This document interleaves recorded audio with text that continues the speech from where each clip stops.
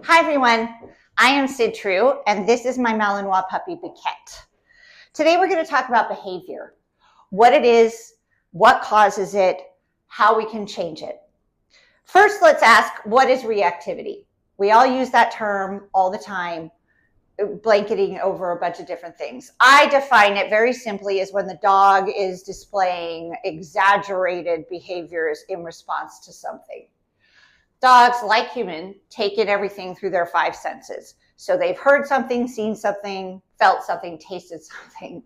You get the idea. That triggered them, and then they are overreacting. Okay, I define that. That's reactivity. But how does it happen? 5 steps. Event, arousal is triggered. Emotion, how they feel about it.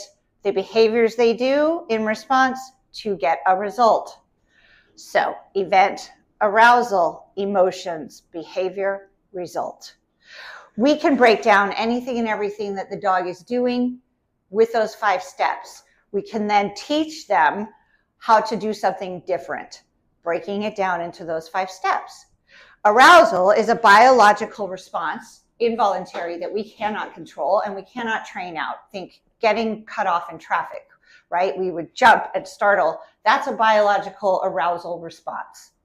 What we do, how we feel about it, would then probably be upset, angry, and afraid. And then what we would do is we could either do a couple things. We could deep breathe and calm ourselves down.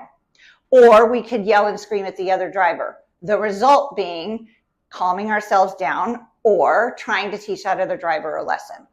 The example that we're going to use today for dogs is humans picking up the leash and the dog getting overexcited and jumping on the human.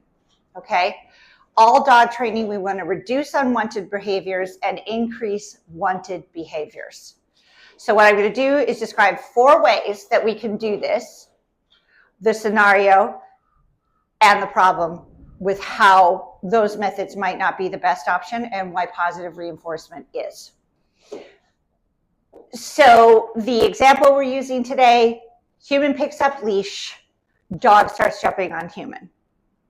We want to reduce the jumping and train the dog to sit instead and increase that sitting. So how would we go about doing that? There are 4 ways that we can do it. And the way I'm going to describe these is sort of like an outline. I'm going to describe the scenario. I'm going to describe the method, and then I'm going to list the problems with that, ultimately leading us to the idea of positive reinforcement and why that is the most efficient, productive way to train a dog. So I pick up the leash, my dog starts jumping on me. The first thing I could do is walk into the dog to take up their space, put them off balance, and hope that they end up in a sit. Once they have maybe ended up in that sit, I could clasp the leash and take them on the walk.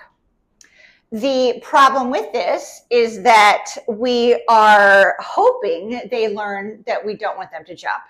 We are also hoping that they learn by themselves that we want them to sit, and they still get the same result of going on the walk, even with the initial jumping.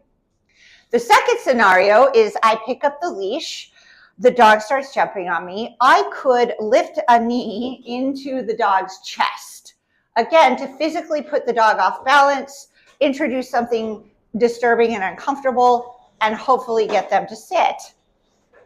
The problem with this is that we are hoping the dog understands that we lifted our knee because they were jumping and learns to stop jumping. We are also hoping that they somehow figure out that they need to sit, and the end result that they get is still to go outside on the walk despite the initial jumping. Scenario number 3, I pick up the leash, dog starts jumping on me. I could put the leash down, turn around, walk away. Walk is now not happening. I am still hoping that the dog understands that the jumping is what made the walk not happen. And then I haven't taught them how to sit instead.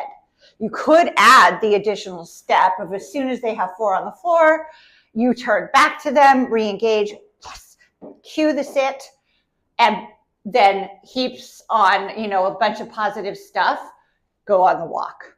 But that adds a whole different, a whole additional step. So really the smoothest, easiest way is positive reinforcement, force-free, science-based training.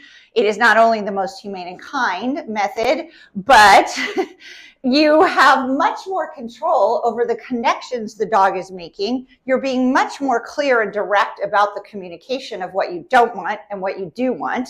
And it streamlines the entire learning process. There's been also a lot of science proving that this is the best way for any living sentient being to learn anything new. All right, I look very forward to working with you. Thank you for watching.